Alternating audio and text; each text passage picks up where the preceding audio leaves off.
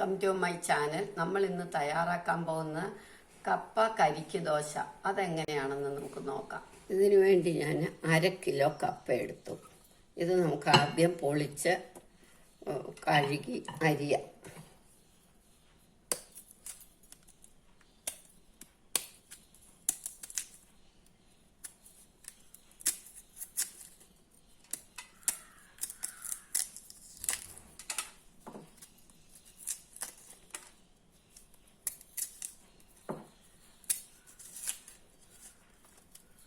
നമുക്ക് വ്രതങ്ങൾക്കൊക്കെ കഴിക്കാം, അരി കഴിക്കേണ്ടാത്ത വ്രതങ്ങൾക്ക് കഴിക്കാം. ഇങ്ങനെ നമ്മളെല്ലാം പൊളിച്ചെടുക്കണം.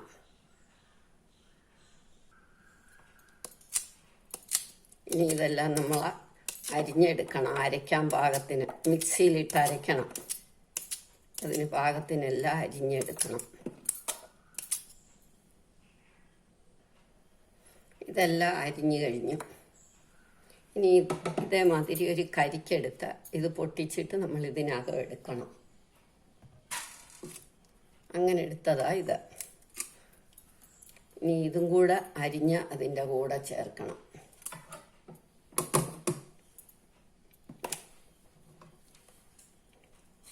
ഒരു കരിക്കിൻ്റെ കരിക്ക് മതി. അത് ഏറ്റവും ഇളം കരിക്കാണ് ഏറ്റവും നല്ലത്. എനിക്ക് കരിക്ക് ധാരാളം ഉണ്ട്, അതുകൊണ്ടാണ് ഞാൻ കരിക്ക് കപ്പയും കൂടെ ഉണ്ടാക്കാമെന്ന് വിചാരിക്കുന്നത്. വളരെ ടേസ്റ്റുമാണ്.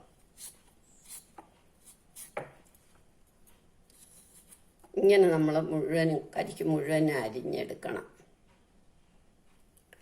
ഇതിൻ്റെ കൂടെ നമുക്കൊരു പ്രോട്ടീൻ വേണമല്ലോ. അതിന് ഞാൻ കുറച്ച് തുമരപ്പരിപ്പ് കുതിർത്തത്.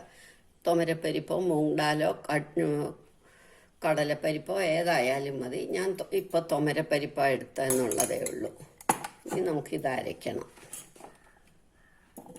ഇത് 3 കൂടി അരയ്ക്കണം.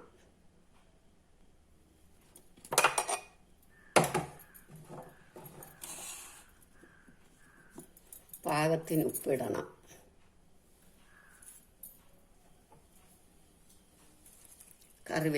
കറിവേപ്പില കുറച്ച് നമ്മൾ അരിഞ്ഞിടണം, കുറച്ച് അരയ്ക്കണം. കൊളസ്ട്രോളിനൊക്കെ നല്ലതാണല്ലോ, അപ്പോൾ കുറച്ച് അരച്ചും കൂടി എടുക്കാം. ഇനി നമുക്കിതാ അരച്ചുകൊണ്ട് വരാം.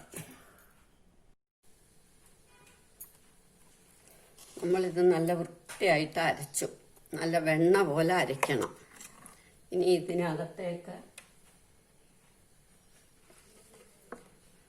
ഒരു ടൊമാറ്റോ അരിഞ്ഞത്, കുറച്ച് മല്ലിയിലയും കറിവേപ്പിലയും, 1 ടീസ്പൂൺ ഇഞ്ചി അരിഞ്ഞത്, 2 പച്ചമുളക് അരിഞ്ഞത്.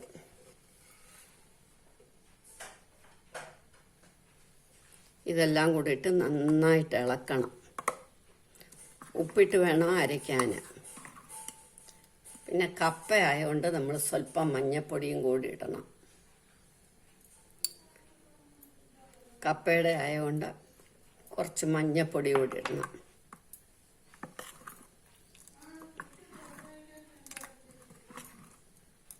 ദോശക്കല്ല് അടുപ്പേ വെച്ച് സ്വല്പം നെയ്യ് പുരട്ടണം.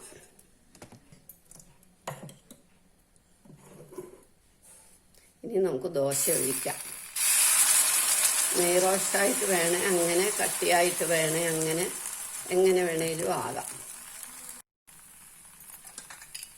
ഒഴിച്ചിട്ട് നമ്മളൊന്ന് അടച്ചു വെക്കണം. അപ്പം എളുപ്പം വേവും.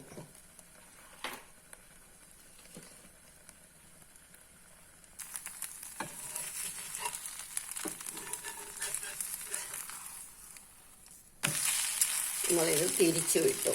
ഇനി മൂക്കുമ്പോൾ എടുക്കാം.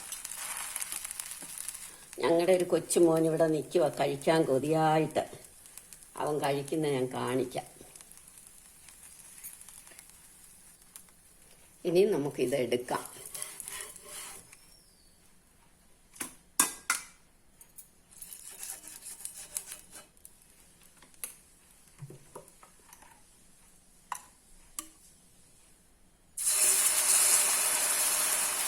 ഇങ്ങനെ നമ്മളെല്ലാം ഉണ്ടാക്കിയെടുക്കണം. ഈ ദോശയുടെ കൂടെ നമുക്കൊരു തക്കാളി ചട്നിയും കൂടെ റെഡിയാക്കാം. ഉള്ളിയൊന്നുമില്ല, നമ്മൾ വ്രതത്തിനല്ലേ ഇതെടുക്കുന്നത്, അത് കാരണം ഞാനൊരു 5 തക്കാളി എടുത്തു. അത് ചെറുതായിട്ട് അരിയണം. നമ്മൾ തക്കാളി എല്ലാം അരിഞ്ഞു കഴിഞ്ഞു. ഇനി നമുക്ക് ഒരു 2 ടേബിൾ സ്പൂൺ എണ്ണ ഒഴിക്കണം. എന്നിട്ട് തക്കാളി ഇത് നല്ലതായിട്ടൊന്ന് വഴയണം. മഞ്ഞപ്പൊടി ഇടണം, പാകത്തിന് ഉപ്പ്.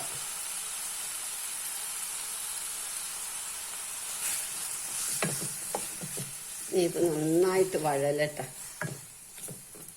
1/2 ടീസ്പൂൺ കായപ്പൊടി, 2 പച്ചമുളക്.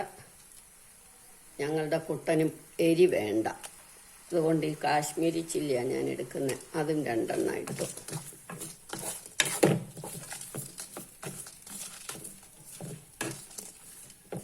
ഇനി ഇത് വഴലട്ടെ. ഇത് വഴന്നു കഴിഞ്ഞു. ഇനി ഇത് നമുക്ക് ഒന്ന് അരച്ചോണ്ട് വരാം.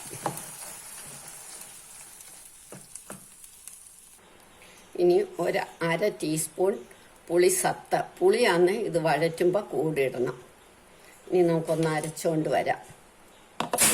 നമ്മൾ അരച്ചോണ്ട് വന്നല്ലോ. ഇനി ഇതൊന്ന് കടുക് വറക്കണം. മുളകിടണ്ട, കടുക് മാത്രം മതി. കടുകും കറിവേപ്പിലയും മാത്രം മതി.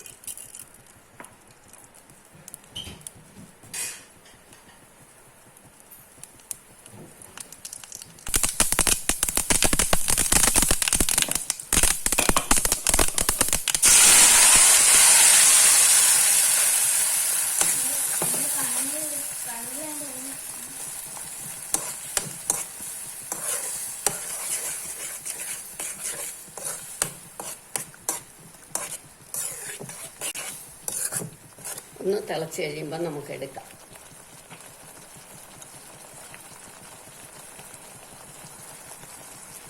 ഇപ്പം റെഡിയായി. ഇനി എടുക്കാം. നമ്മളുടെ ദോശ റെഡിയായി. ഒരെണ്ണം കൂടെ വിളമ്പണം. തക്കാളി ചട്ടണി ദോശ ഞങ്ങളുടെ കുട്ടൻ കഴിക്കുക. അതൊന്ന് കഴിച്ചിട്ട് പറയട്ടെ. അടിപൊളി.